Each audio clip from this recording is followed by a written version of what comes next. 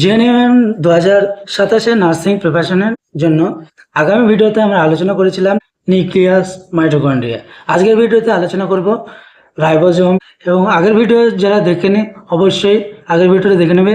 আমি এই ভিডিওতে আগের ভিডিওর লিঙ্ক দিয়ে দেবো। চলো বেশি দেরি না করে শুরু যাক। রাইবোজোম হলো কোষের একটি ঝিল্লিবিহীন ক্ষুদ্র অঙ্গাণু যা প্রোটিন সংশ্লেষণে সাহায্য করে। ঝিল্লিবিহীন মানে নন মেমব্রেন বাউন্ড, মানে কোনো মেমব্রেন থাকে না রাইবোজোম। এটিকে protein factory of the cell বলা হয়, মানে প্রোটিন তৈরি করতে সাহায্য করে, তাই রাইবোজোমকে প্রোটিন ফ্যাক্টরি বলা হয়। রাইবোজোম কে আবিষ্কার করে?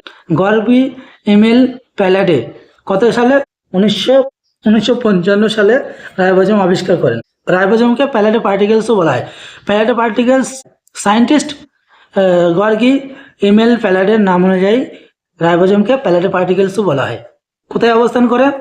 সাইটোপ্লাজমে মুক্ত অবস্থায় থাকে। রাফ এন্ডোপ্লাজম রেটিকুলামের গায়ে যুক্ত অবস্থায় থাকে। মাইটোকন্ড্রিয়া ও ক্লোরোপ্লাস্টের ভিতরেও থাকে। তাহলে কোথায় থাকে? সাইটোপ্লাজমে থাকে, রাফ এন্ডোপ্লাজম রেটিকুলামেও থাকে, মাইটোকন্ড্রিয়া ও ক্লোরোপ্লাস্টে থাকে। কি গঠন? রাইবোজোমের দুটি উপ-একক নিয়ে গঠিত, বড় উপ-একক, ছোট উপ-একক। মনে রাখবেন, রাইবো মিনস হচ্ছে রিসিভ প্রোটিন, আর থেকে হয়েছে রাইবোজোম, পি থেকে হচ্ছে প্রোটিন সিনথেসিস। শর্টকাট টার্ম এগুলো মনে রাখবেন, পরীক্ষার জন্য খুবই গুরুত্বপূর্ণ। প্রধান উপাদান হলো আরএনএ এবং প্রোটিন। কি কাজ? প্রোটিন সংশ্লেষণে সাহায্য করে, এনজাইম ও অন্যান্য প্রোটিন তৈরিতে অংশগ্রহণ করে। রাইবোজোম কোষের বৃদ্ধি ও মেরামতে সাহায্য করে এই রাইবোজোম। তাহলে রাইবোজোম হলো প্রোটিন ফ্যাক্টরি বলা হয় রাইবোজোমকে, ঝিল্লিবিহীন অঙ্গাণু এটা। তারপরে 8S ইউক্যারিওটিক সাইটোপ্লাজম, 70Sটা প্রোক্যারিওটিক মাইটোকন্ড্রিয়া ও ক্লোরোপ্লাস্টে থাকে। তাহলে 8Sটা কোথায় থাকে?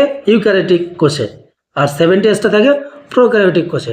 প্রোক্যারিওটিক কোষ মানে হচ্ছে যেখানে কোনো সেল মেমব্রেন বা ঝিল্লি থাকে না, প্রোক্যারিওটিক। আর ইউক্যারিওটিকে সুসংগঠিত নিউক্লিয়াস থাকে, সেল মেমব্রেন বিশিষ্ট অঙ্গাণু থাকে।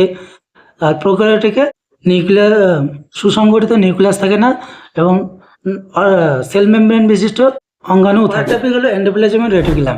সাইটোপ্লাজমে অবস্থিত এক ঝিল্লি বিশিষ্ট জলিকার মতো অঙ্গাণুকে বলা হয় এন্ডোপ্লাজমিক রেটিকুলাম। তা হচ্ছে পদার্থের সংশ্লেষণ ও পরিবহনে সাহায্য করে এন্ডোপ্লাজমিক রেটিকুলাম। এন্ডোপ্লাজমিক রেটিকুলাম কে আবিষ্কার করেন? কেইথ আর পোর্টার 1945 সালে ইয়ার আবিষ্কার করেন। ইয়ার বলতে গেলে এন্ডোপ্লাজমিক রেটিকুলাম। কত প্রকারের পাওয়া যায় এন্ডোপ্লাজমিক রেটিকুলাম? এটা হচ্ছে রাফ এন্ডোপ্লাজমিক রেটিকুলাম, আর এটা হচ্ছে smooth endoplasmic reticulum. Rough endoplasmic রেটিকুলামে রাইবোজোম থাকে, কাজ হচ্ছে প্রোটিন সংশ্লেষণ ও পরিবহনে সাহায্য করে।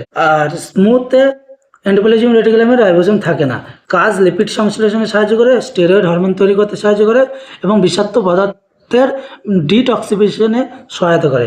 ডিটক্সিফিকেশন বলতে গেলে বিষাক্ত পদার্থ যেগুলো আছে সেগুলো বার করে দেওয়া। এর প্রধান কাজ হলো স্মুথ এন্ডোপ্লাজমিক রেটিকুলামে। কি মনে রাখবেন এখানে?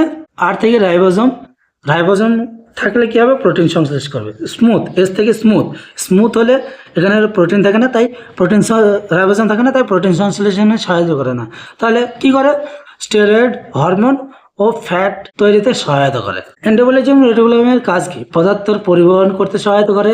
রাফ এন্ডোপ্লাজমিক রেটিকুলাম প্রোটিন তৈরি করতে সাহায্য করে। স্মুথ এন্ডোপ্লাজমিক রেটিকুলাম কি করে? লিপিড ও স্টেরয়েড হরমোন সংশ্লেষণে সহায়তা করে।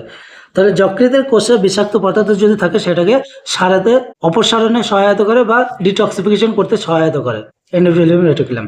এবং নতুন কোষ ঝিল্লি তৈরিতেও সাহায্য করে এই এন্ডোপ্লাজমিক রেটিকুলাম। পরীক্ষার জন্য গুরুত্বপূর্ণ কিছু পয়েন্টস।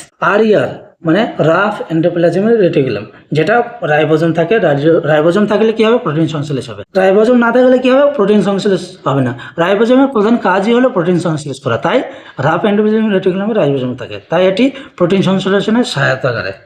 স্মুথ এন্ডোপ্লাজমিক রেটিকুলাম, এখানে কি থাকে?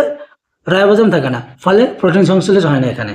তো এখানে লিপিড সিনথেসিস হয় আর ডিটক্সিফিকেশনেও সহায়তা করে এবং স্টেরয়েড হরমোন তৈরিতেও সাহায্য করে smooth endoplasmic reticulum. Endoplasmic reticulum কি? ইন্ট্রাসেলুলার ট্রান্সপোর্ট সিস্টেম হিসেবে কাজ করে। এটা কি? Single membrane sell, double membrane sell নয়। ভিডিওটি হেল্পফুল মনে হলে লাইক শেয়ার সাবস্ক্রাইব করতে ভুলবেন না। আশাদ মেড চ্যানেলকে অসংখ্য ধন্যবাদ। ভালো করে প্রিপারেশন করতে থাকুন 2027 জিএনএম এর পরীক্ষার জন্য, তাহলে আপনার কেরিয়ার খুবই উজ্জ্বল এবং অবশ্যই সিলেকশন হবেন। ভিডিওটা আপনার বন্ধুবান্ধবের কাছে বেশি বেশি করে শেয়ার করবেন এবং এই নোট যদি পেতে চান পিডিএফ হিসেবে অবশ্যই কমেন্ট বক্সে জানাবেন। আমি পিডিএফ ফরম্যাটে লিঙ্ক আমি শেয়ার করে দেবো ডেসক্রিপশন বক্সে।